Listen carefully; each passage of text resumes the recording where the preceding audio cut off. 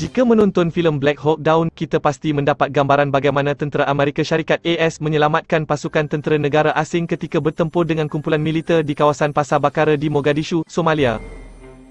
Namun di sebalik filem itu, tercatat satu kisah benar yang membabitkan pengorbanan dan perjuangan anggota tentera Malaysia yang berlaku pada 3 Oktober 1993. Keberanian itu membabitkan anggota Angkatan Tentera Malaysia ATM menyelamatkan tentera AS daripada menjadi mangsa serangan para pengikut setia puak penentang Jeneral Farah Aidid. Apa yang pasti, anggota ATM berada di barisan hadapan sekali ketika operasi menyelamat di dua lokasi berasingan yang terletak kira-kira 3 km antara satu sama lain. Operasi menyelamat dan pertempuran sengit itu mengambil masa lebih 7 jam bermula pada sebelah malam dan hanya awal pagi keesokan harinya semua anggota ATM berjaya membawa keluar puluhan tentera AS dengan selamat. Walaupun sebelum ini ATM dianggap tidak mempunyai pengalaman berperang di peringkat antarabangsa atau di bawah naungan Pertubuhan Bangsa-Bangsa Bersatu PBB, namun peristiwa di Mogadishu itu mencatatkan kejayaan dan kehebatan sebenar tentera Malaysia pada mata dunia. Lieutenant Kolonel Muhammad Halim Khalid, 44, buat pertama kalinya mendedahkan kisah sebenar yang berlaku. Ketika itu Muhammad Halim berpangkat Kapten dan bertugas sebagai penolong Ketua Kompani B, Batalion Malaysia di Somalia. Saya bersama beberapa rakan ketika itu bertugas di bilik gerakan pada pukul 4 petang apabila menerima arahan untuk menggerakkan kompani ke pelabuhan Mogadishu yang dikawal oleh tentera pengaman dari Pakistan. Kami tidak diberitahu gambaran lebih terperinci operasi itu.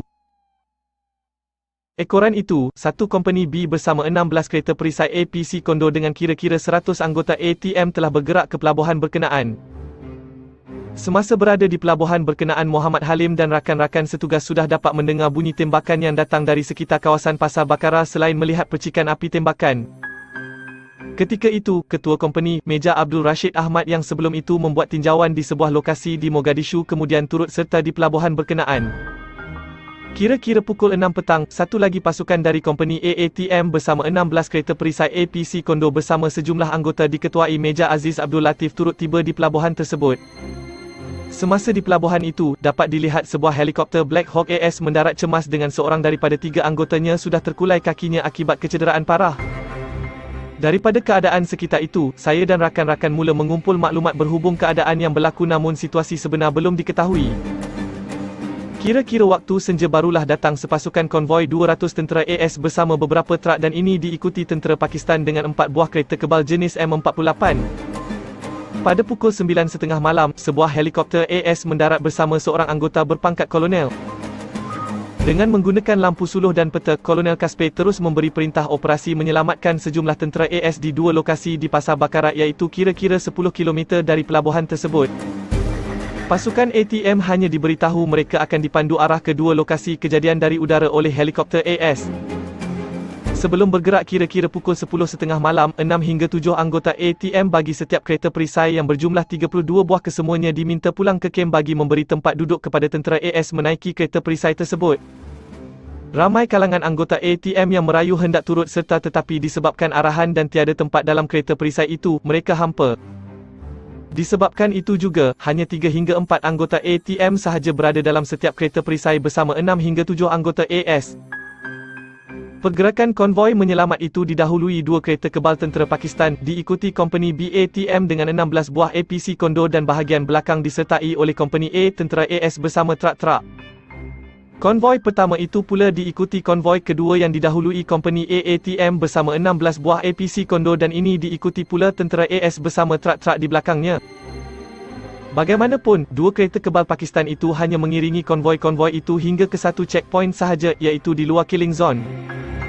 Difahamkan kereta-kereta kebal itu tidak memasuki killing zone atas alasan tidak mempunyai kelengkapan night vision.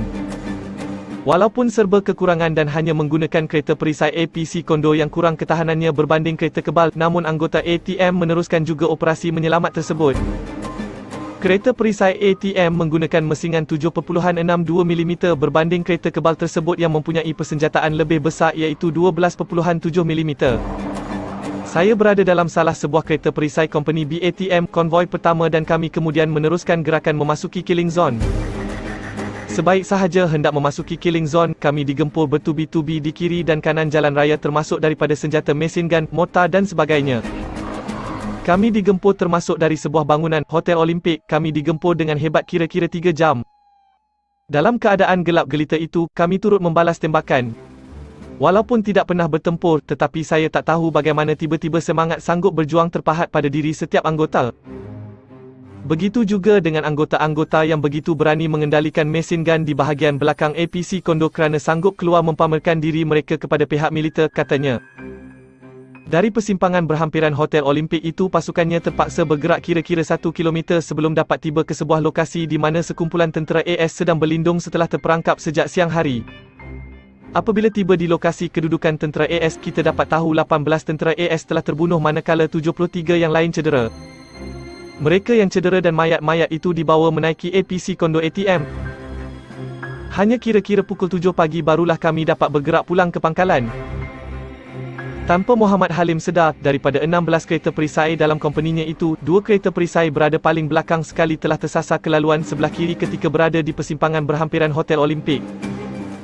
Persimpangan ke sebelah kiri itu menuju ke lokasi kedua bagi menyelamat di mana terdapat sekumpulan tentera AS yang terperangkap.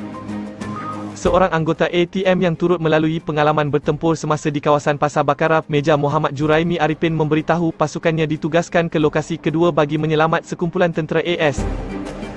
Beliau yang ketika itu berpangkat Lieutenant Muda dan tidak sampai setahun menyertai ATM berkata, beliau dan rakan-rakan telah diarah oleh Meja Aziz Abdul Latif ke lokasi tersebut. Kami diserang bertubi-tubi. Seperti kereta perisai dari Kompeni B, kereta perisai kami juga hanya dinaiki oleh 3 hingga 4 anggota ATM manakala tentera AS yang sebelum itu ada bersama telah turun disebabkan prosedur apabila diserang mereka perlu mencari perlindungan di kawasan selamat. Sebelum itu, pada masa operasi menyelamat tersebut, hanya 3 daripada 4 sahaja kereta perisai yang ada dapat bergerak ke hadapan. Ini disebabkan salah sebuah kereta perisai berkenaan telah digempur menyebabkan pemandunya tidak dapat melihat apabila alat smoke launcher ditembak musuh dan asap alat itu telah terkena pada mata pemandu kereta perisai. Walaupun hanya 3 kereta perisai tetapi kami tetap bergerak ke hadapan untuk operasi menyelamat seperti diarahkan. Apabila tiba di lokasi kedudukan tentera AS yang dikepung, beberapa tentera AS terus berlari mendapatkan dan berlindung dalam kereta perisai ATM berkenaan.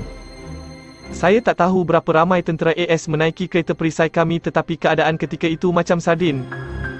Mereka tentera AS didapati lesu dan keletihan.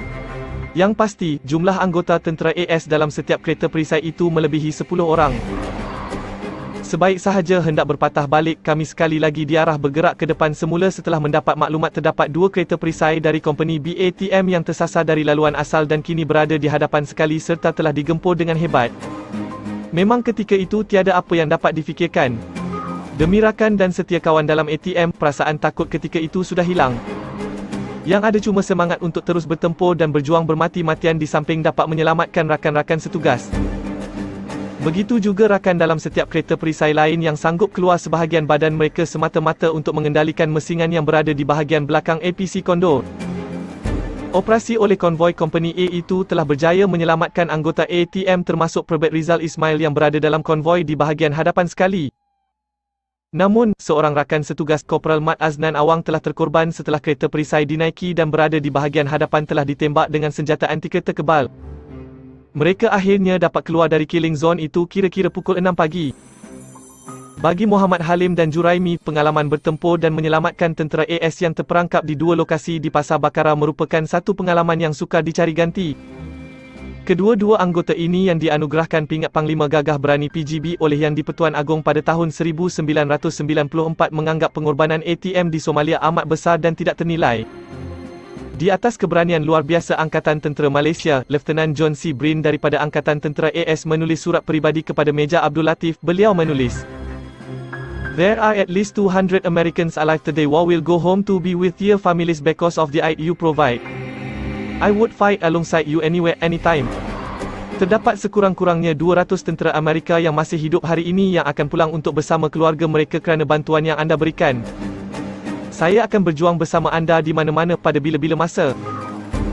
Kisah benar keberanian anggota ATM di Somalia ini merupakan catatan sejarah yang tidak boleh dinafikan walaupun tiada filem seumpamanya dapat memberi gambaran seperti yang dihasilkan melalui filem Black Hawk Down. Bagi anggota-anggota ATM ini, sejarah tetap sejarah walaupun mereka ini tidak disanjungi melalui layar perak.